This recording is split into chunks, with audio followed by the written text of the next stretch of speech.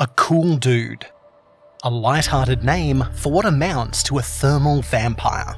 A cool dude, even with the silly name, is a creature that spawns minor copies of itself.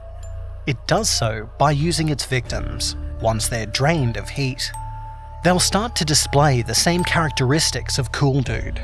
Their skin will pale from their natural, healthy tone to a bluish white. Muscle fibers will degrade and the flesh will become taut across the body. Finally, the whole body will stretch out. Arms and limbs will lengthen and thin until the weaker cool dude is a match for the one who attacked it. A creature that averages 7 feet tall. At first it'll be much weaker, but as time goes on and it absorbs more and more heat, the ability to absorb heat will increase as well. In response, the body will grow weaker and the new creature will get much slower. Its ability to steal heat notwithstanding, the cool dude is not a strong creature. The theft weakens its prey, allowing it to overcome them quickly. When it senses a person's heat, it will slowly but inexorably close in on them. As it grows closer, the transfer of heat increases. Hypothermia can set in fast as the body shuts down from sheer lack of warmth. It's best to run once an unnatural drop in temperature is felt. Moving something like a shambler zombie, the cool dude is very slow and stumbling. It lacks a human being's intelligence and even a predator's hunting instinct. Nor has it ever been observed sleeping, eating, or producing waste. Once the victim has lost enough heat to incapacitate them, they will stop moving and ultimately freeze. Then the transformation will take place, occurring with relative speed, until there are 2 cool dudes stumbling around, lowering ambient temperatures. Without heat or feeding, the creature will ultimately freeze over and turn completely to ice. Afterwards, any swift impact will shatter that ice. Melting will also work. The body, once frozen, will turn completely to liquid once thawed. For all of its desire to feed on heat, fire is actually a very bad matchup for the cool dude. It will be drawn to the flames, but those flames will make its body melt like snow or ice. It was named Cool Dude because the first people to discover the creature in the deeper parts of Alaska were a bunch of pre-teens coming home from their last day of school and starting winter break. The kids thought it was just a weird snowman until it started stumbling after them, thinking they found a magic creature like a certain Christmas mascot, the one with a stovepipe hat and a carrot nose. The children didn't want to tell their parents about their new friend for fear of them hunting it or damaging it. So they led it to an abandoned ranger station that was in the frozen tundra bordering their homes. None of the kids noticed their temperature dropping as the creature absorbed their body heat. They were too active and too used to the cold weather of an Alaskan winter. Plus, they intended to go home and warm up in front of the fire after playing, like they usually did.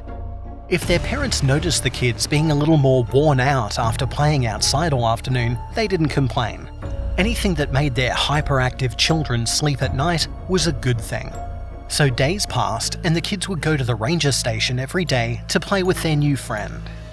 They wondered why it was slow and why the only game it ever wanted to play was hide and seek or tag. But they did have fun. After all, they had a new magic best friend. They were even able to get a hat and a scarf on their friend because it did look cold all the time, shivering like that. That's how they decided its name. A cool dude, because it didn't seem to be bothered by how cold it was. They all promised not to tell the adults. It was a super special secret, only for the friends. It would be fair to say that, as long as the kids came home each night, the parents didn't notice the state of their children. That they came home each night a little colder and a little more tired. That they didn't turn right away was because there were so many kids that the newly named Cool Dude couldn't steal away their heat fast enough. It couldn't target one person at a time. It just absorbed heat. The situation was manageable until the afternoons out playing in the snow began to take their toll. A few of the friends were forced by their parents to stay home. With fewer friends to play with, the rest, as kids do, grew bored of their new toy and decided to stay indoors. Because it was warm indoors, and they had video games to play. And eventually, only playing tag every day gets boring. So the kids left their new friend in the woods, alone and hungry for its only food source.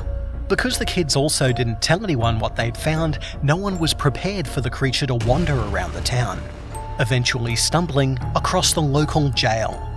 It was a tragedy that someone, not paying attention, left an exterior door unlocked for the night. Normally this wouldn't be an issue, but it was the night after a large local sports event and people at the nearby bar had gotten rowdy. A few had been tossed into the drunk tank for the night. This was a common enough occurrence. The guys would sleep it off in the cell and learn a lesson, being teased by the officers on duty for being idiots.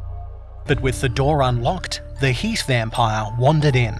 The 4 drunks were a much smaller heat source than the 10 or so children who had discovered and dressed the cool dude, and it had all night to absorb the heat. A much longer time frame than the few hours per day it had spent with the children, especially as its victims were unconscious, sleeping the deep sleep of the intoxicated. A rest they would never wake up from. It was just an unlucky set of coincidences for the men in the jail. The next day, 2 officers arrived at work and found 5 moving ice monsters waiting for them. Guns were quickly drawn, and when all was said and done, 4 people were dead. Their identities were only discovered from the IDs in their clothing.